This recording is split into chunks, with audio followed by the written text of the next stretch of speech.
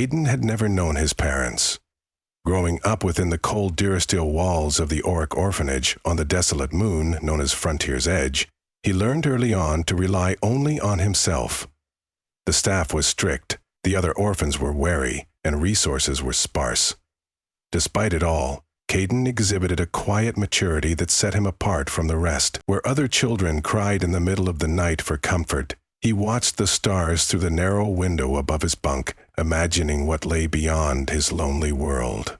When he turned 8, a minor conflict in the neighboring star systems ravaged shipping lanes, cutting off supply deliveries to the orphanage.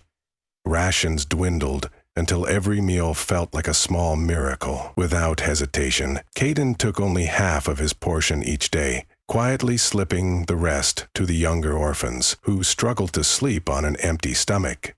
No one told him to do this. It was simply who he was. The staff noticed. They whispered about this strange child who seemed so wise beyond his years.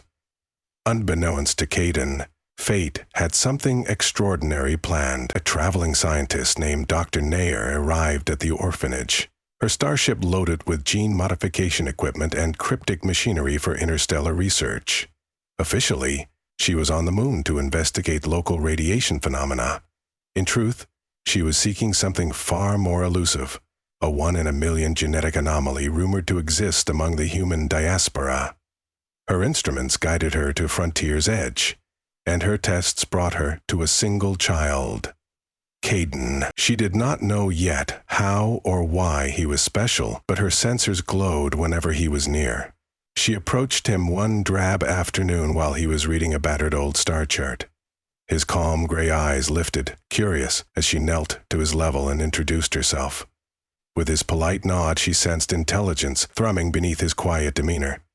The next day, she performed standard health checks on the orphans. When she reached Caden, the results startled her. Elevated neuronic activity, a potential link to telepathic or empathic abilities. It went far beyond the typical neurological structure of humans. If nurtured properly, it could change the fate of nations or entire star systems. Soon, Dr. Nair negotiated for Caden's adoption, though the formality was overshadowed by the urgent sense that time was running out. Galactic tensions were high, brewing around countless border disputes among alien and human powers. Whispers of an ancient threat called the Zidari, rumored to live deep in uncharted space, circulated among fringe explorers. Even as political leaders dismissed these rumors as fear-mongering, Dr. Nair suspected something was coming.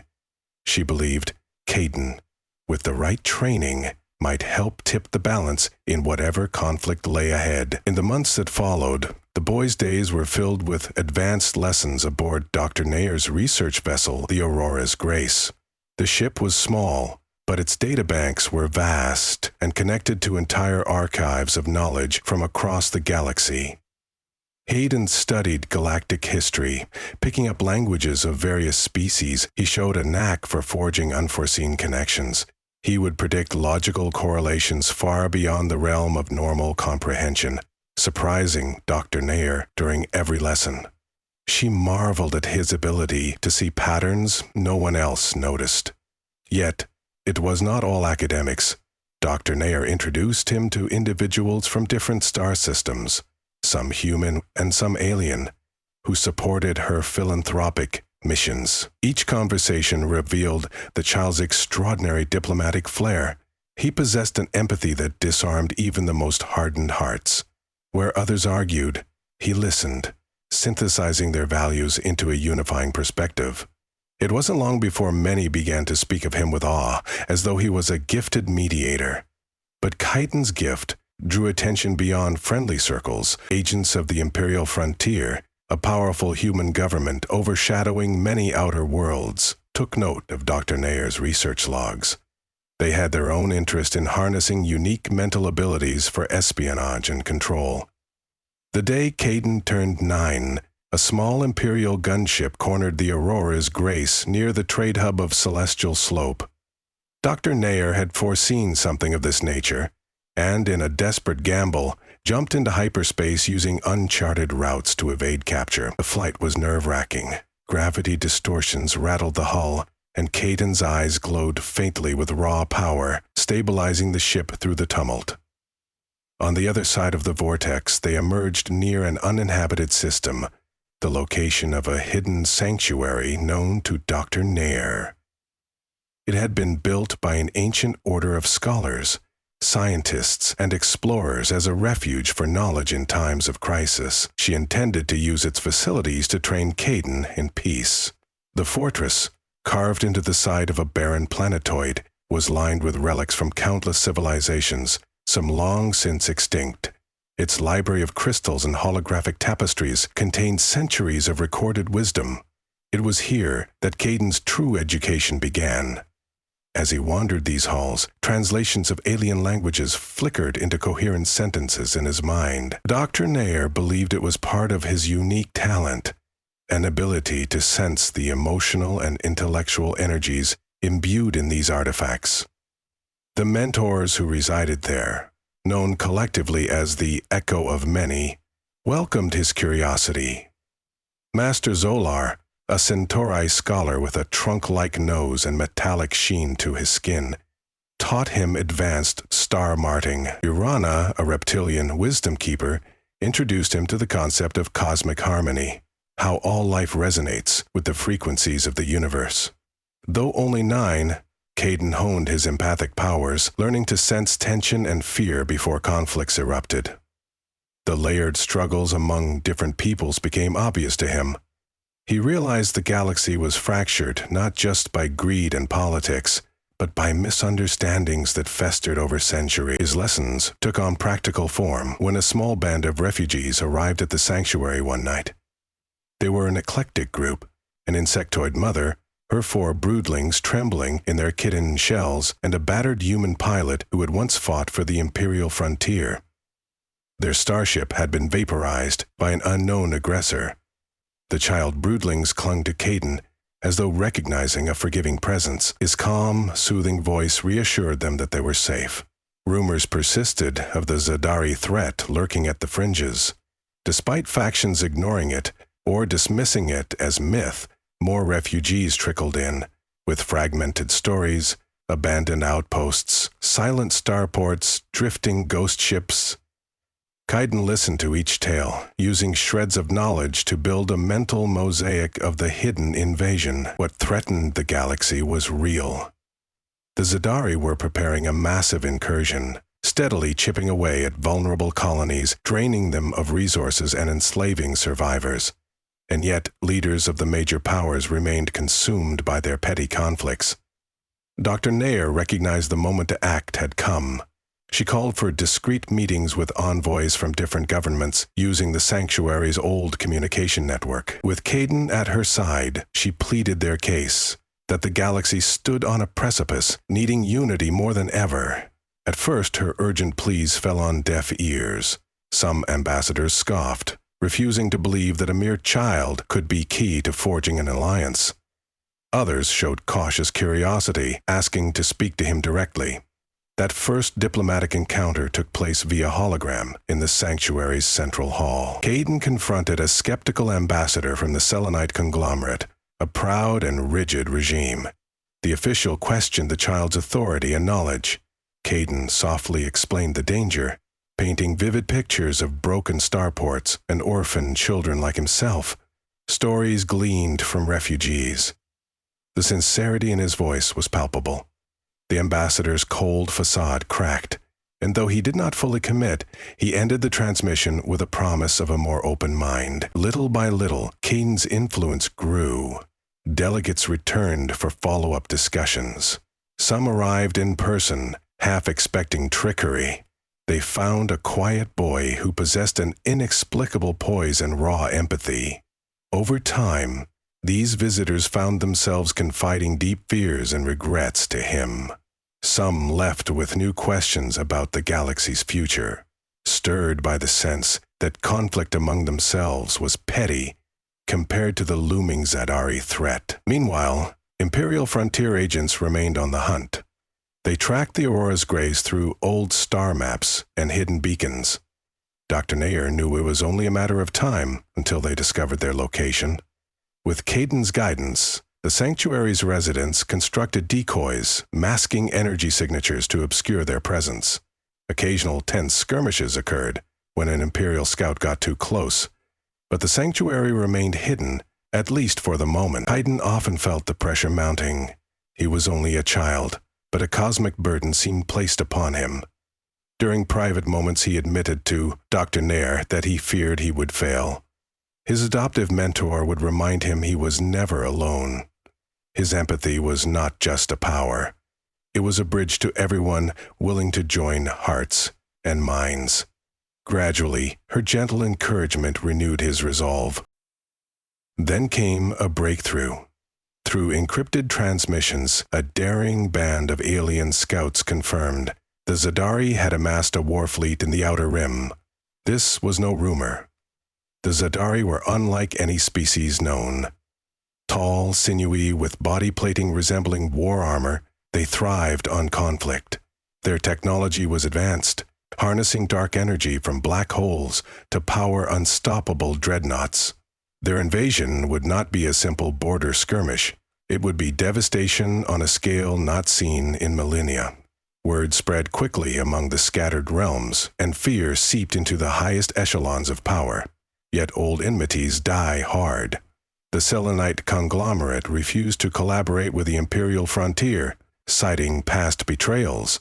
The Galnur hegemony demanded retribution for old conquests before they would even sit at a table with the Terran Federation. These grudges threatened to stall any alliance. If the galaxy did not unite, the Zadari would divide and conquer them, one star system at a time. Reluctantly, major powers sent emissaries to the sanctuary for a grand summit. Under the solemn glow of ancient crystals, Caden welcomed towering aliens with jagged spines, humans from wide-ranging colonies, and reptilian scribes who hissed constantly in whispered debates. Each group stationed armed guards near the entrance, suspicious of infiltration or sabotage. The atmosphere was thick with tension, as centuries of distrust sat like an invisible wall separating them. For 2 days they debated dogmatically. Some tried to overshadow others with bold claims or posturing.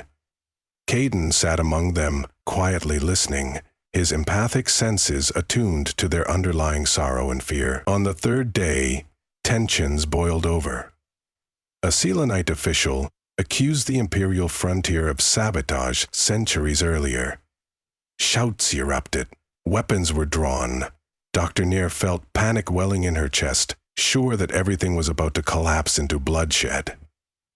Suddenly, Caden stood and spoke with a voice that seemed to resonate in every mind. He described a dream he had the night before, of entire worlds turned to ash under the chilling cruelty of the Zadari, of children's cries forever silenced.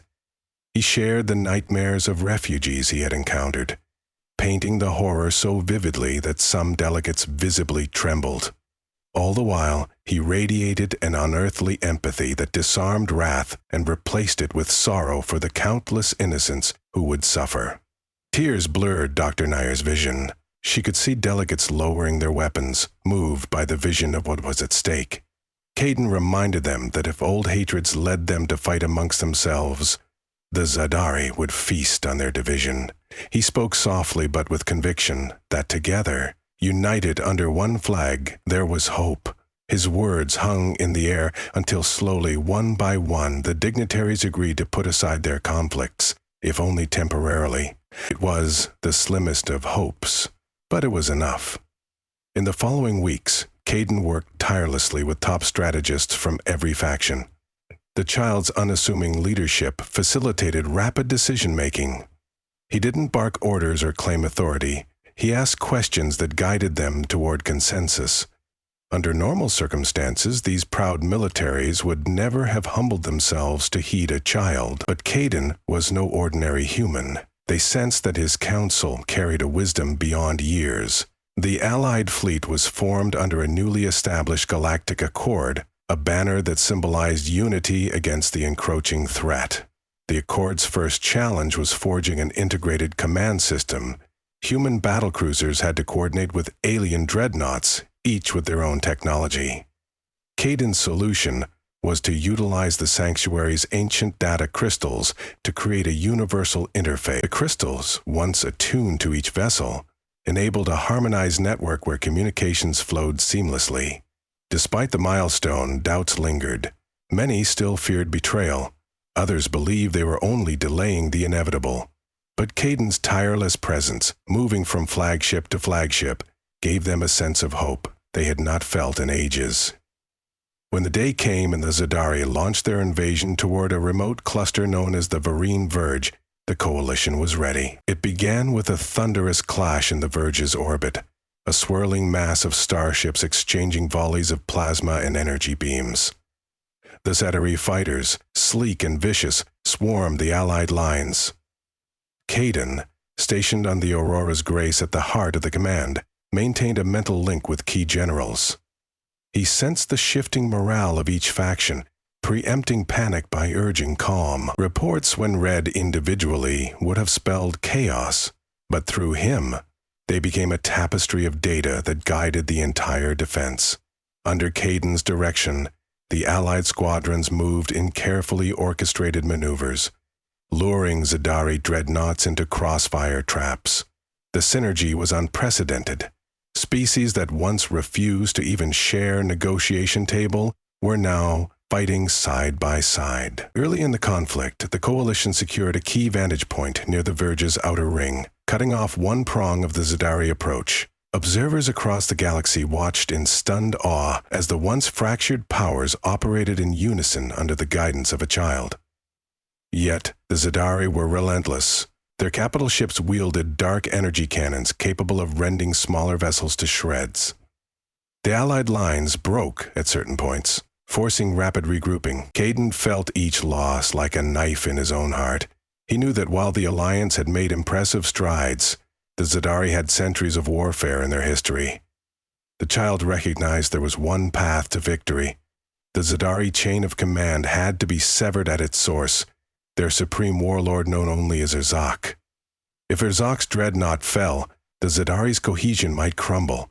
In a daring move, Kaidan advised the coalition's most advanced fighters to form an infiltration squad. They would pierce the Zadari lines and land a boarding party on Urzak's vessel. Among those chosen was Tarnik, a stoic soldier from the Imperial frontier, along with Asharis, a reptilian commando from the Galnur hegemony, and Veshazir, an insectoid pilot of unmatched reflexes. They carried stealth technology developed collaboratively by the Sanctuary's wise mentors.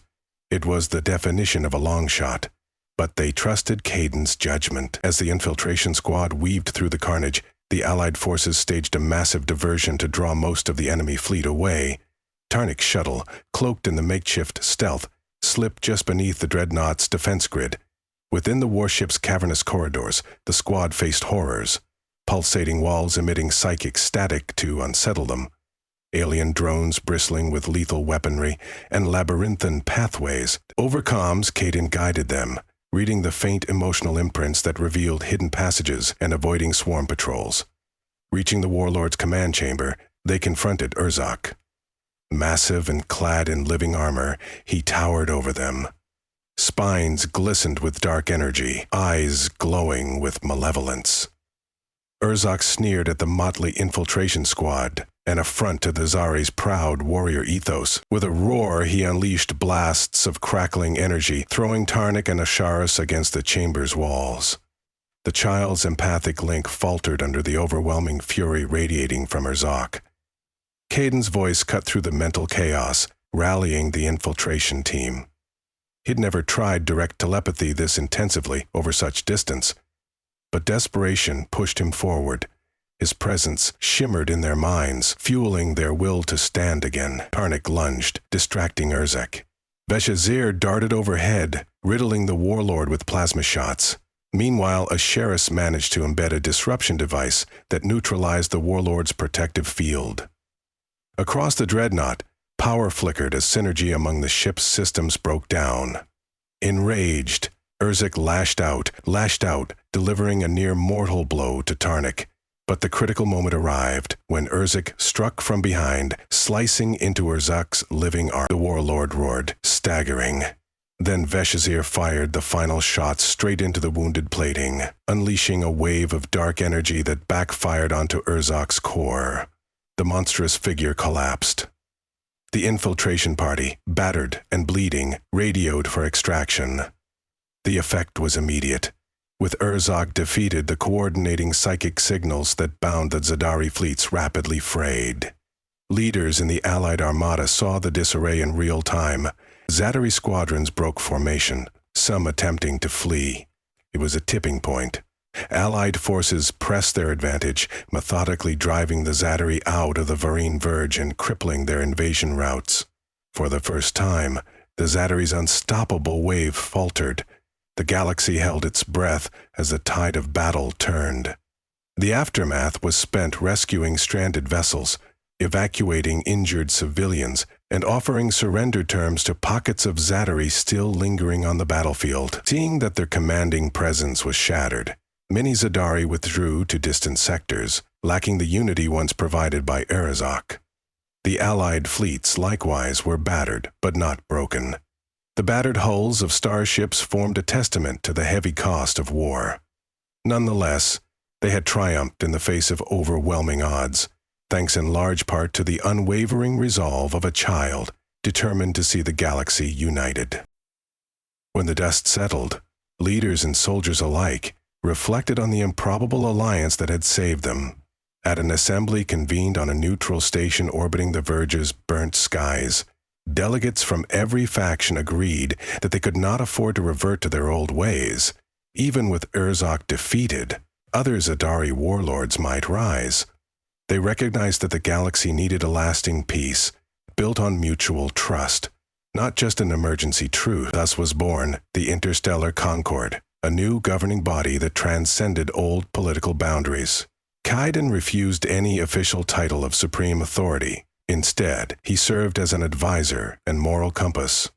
While the Concord's democratic structure ensured representation of all races and worlds, he knew that the greatest gift he could give them was hope, in their own capacity to cooperate once the common threat had passed. Though still just a child, Kaiden had gathered admirers and guardians across the cosmos. Dr. Nair continued her dedicated mentorship, ensuring he experienced some resemblance of a childhood. But Kaiden always wore the weight of his empathy, understanding that every decision carried consequences far beyond himself. He remained an orphan in name, yet he had gained a family spanning myriad species and cultures, all unified by the bond forged in that desperate hour of need. In the following months, the Concord set out to rebuild devastated star systems. Diplomatic teams offered reparation to worlds previously conquered or exploited. Joint scientific endeavors tackled the famine, disease, and environmental catastrophes that had long plagued the Outer Rim. Even the Selenite conglomerate, known for isolationism, contributed medical frigates to the Concord's relief efforts. Healing was slow but visible, as ancient prejudices began to recede like a dark tide. From time to time, Kaiden visited survivors of once feuding peoples, listening to their stories of loss and resilience. On one such trip, he stopped at Frontier's edge, the barren moon where he spent his earliest years. The Auric orphanage had closed down after the supply lines collapsed. Still, the building lay in ruins, half buried in dust. Walking through the corridors, he found echoes of his past, the cold bunk he once slept in, an old chart still pinned to the wall. He felt tears for the lonely child he had been, and for all the orphans who had shared a meager existence. But the memory no longer brought just sorrow.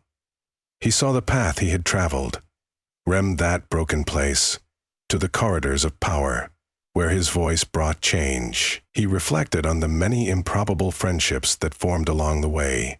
Tarnik, the once imperial soldier who now championed cooperation. Asherus, who overcame deep-rooted distrust to save countless lives. Veshais, bridging the gulf between insectoid hives and humanoid realms. Kaiden saw that even the most divided hearts could find common ground, and that revelation empowered him to push ever onward. As time passed, the Jadari threat receded, though scattered reports indicated they were regrouping in remote recesses of the galaxy. Caden warned the conquered not to become complacent. Approaches shifted from secrecy and aggression to cautious diplomacy. Teams of emissaries even attempted to forge treaties with splintered Jadari tribes, hoping to end the cycle of violence. Under Caden's guidance, humanity and alien kind began to explore new territories, not as conquerors, but as stewards, eager to share knowledge. A decade later, clan leaders and political figures converged to mark the anniversary of the alliance. Caden, now a young teenager, stood in the center of a vast amphitheater on the planet Radiant Prime, where purple suns glowed in the sky. Thousands of onlookers from all over the galaxy were present, each dressed in ceremonial attire. A hush spread across the crowd as he stepped forward to speak. He recalled a terror that once threatened them, the fracturing mistrust that nearly cost them their future. He recounted how diverse species set aside ancient grievances to stand together, forging something new and stronger. He reminded them that unity was not a single event, but an ongoing commitment, one that must be renewed daily, with empathy and open minds. As he spoke, the amphitheater shimmered with applause and hopeful cheers. In that moment, no one saw a mere human boy. They saw the catalyst for a new era of fellowship. Though Caden could have retreated into a quiet life, he chose to continue traveling, visiting the far corners of the galaxy that still needed unification. He would remain a gentle force, an advisor whose presence diffused tensions and rekindled reason. Many wrote songs and poems in his honor, telling of how one orphaned child had changed the destiny of entire worlds. Children in remote colonies memorized his stories, aspiring to achieve unity across differences they encountered in daily life. Dr. Niet remained at his side for many years, proud and protective.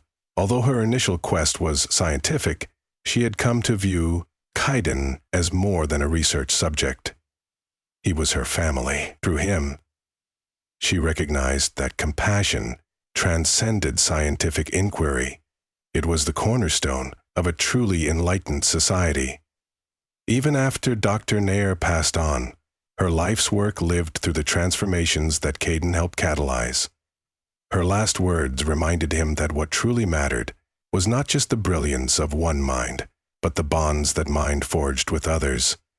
The legacy of that orphaned child rippled through centuries. As interstellar Concord missions ventured into the unknown, they found new species and overcame new threats, guided by a principle that unity is strength. Caden's influence became woven into the cultural fabric of countless planets.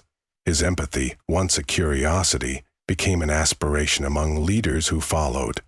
Over time, advanced technology allowed generation after generation to preserve his teachings, ensuring that the galaxy he helped shape would never forget its precarious path to peace. Some said Caden's soul was tied to the cosmic harmony itself, that even after his mortal life ended, his empathic touch would echo among stars where once there was only discord. In every ambassador's oath, in every starport built through cooperation, in every child who reached out a hand to someone different, there lived a piece of his dream.